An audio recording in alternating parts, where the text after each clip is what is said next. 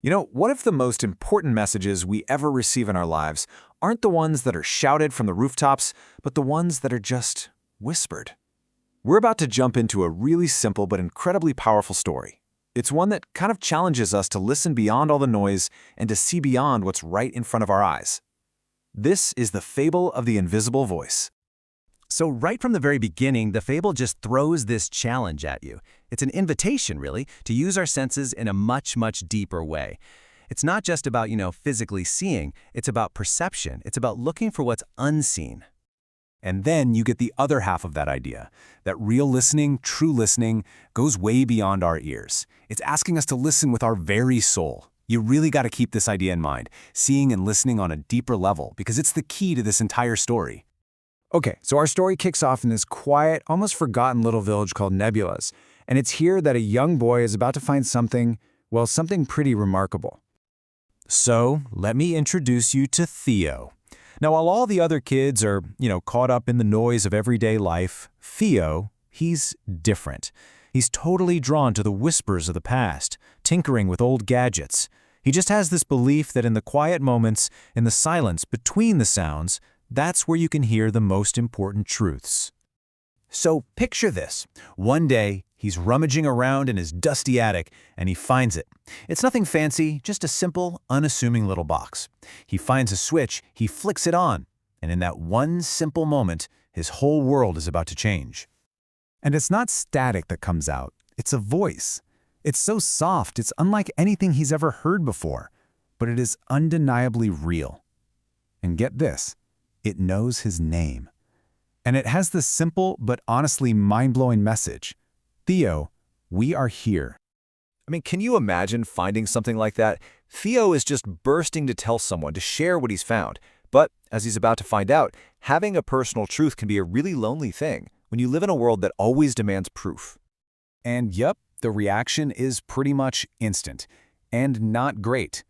His teacher, who's supposed to be this voice of reason, just flat out says, nope, doesn't exist. And his classmates? They do what kids do with things they don't get. They make fun of it. They turn his incredible experience into a joke about a ghost microwave. And this right here, this is the real heart of the problem for Theo. On one side, you have the world just laughing it off. But on Theo's side, he has this deeply personal, absolutely undeniable proof. This voice knew a secret that his grandmother never told anyone. It knew this song his mother used to sing as a little girl. How do you just ignore that? How can you deny something you know, deep down, is true? But a belief that's as strong as Theo's, it can't be kept quiet forever. And sometimes it just takes a big storm to finally clear the air. So now we come to the day of the noise, and with it, a moment that is going to change absolutely everything. So, as this huge storm is raging outside, that little box starts to crackle again. But it's not static this time. It's like it's buzzing with energy. The whispers are gone, and what comes through instead is this sound so clear, so powerful, it's just impossible to ignore. And the voice, wow. It repeats that first line of the fable, but it adds something new, something so powerful. Light doesn't end in the dark. And that's not just a hopeful phrase, right? It's a promise. A promise that even when you're surrounded by doubt, the truth is about to shine right through. And then it happens. The lights in the room flicker, and this glowing shape just materializes in the middle of the air. The way the fable describes it is just so beautiful. It's not a ghost, it's something more. It's like a hologram that's literally made out of pure longing and love. And just look at Theo. He's not afraid at all. He's crying, yeah, but not from fear. It's pure recognition. Because in that glowing light, he sees the very essence of his grandfather. There are no words, just a smile that he sees in his grandfather's eyes. And in that moment, his private little belief becomes an undeniable, visible reality. So after that, how can things ever go back to the way they were? For Theo, this experience changes everything. That little box isn't just an old gadget anymore. He finally understands what it really is, and he knows it needs a new name. A name that captures its incredible power. He doesn't call it a radio, or a recorder, or anything like that. He calls it the bridge. And that name is just so perfect, isn't it?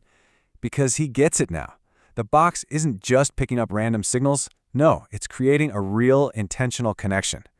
It's a true bridge between his world and the world beyond. And so he carves this new understanding, this truth, right onto the box itself. It's this profound declaration: the people we've lost, they're not really gone. They're still here. They're just on another frequency, and they're waiting for us to figure out how to tune in. And bit by bit, the village starts to come around. But check out who gets it first. The very first person to hear the voice is a blind old lady. And the first to see the light, a deaf boy. It's this beautiful, perfect irony that just proves that real perception has very little to do with our physical senses. So now Theo, having gone through all this, he shares the wisdom he's learned. He writes down the fable's final lesson. And the first part is a truth he now understands in his bones. True sight isn't about what your eyes can physically process. It's about what your mind is open enough to perceive. And it's the exact same thing for hearing, you know? It's not just the passive act of sound waves hitting your ears. Real hearing is an active choice. It's a decision to listen with your entire being. But this is the ultimate truth of the entire fable. This is the big takeaway, because that deep down conviction, the kind that doesn't need any outside proof, it doesn't come from your eyes or your ears. It comes from an awakened heart. And so the fable leaves us with this one really powerful question to think about. In our world, a world that demands data and proof for absolutely everything, what if the most important messages, the ones that truly matter, were never meant to be proven? What if they're just waiting for us to quiet our minds and open our hearts and just listen?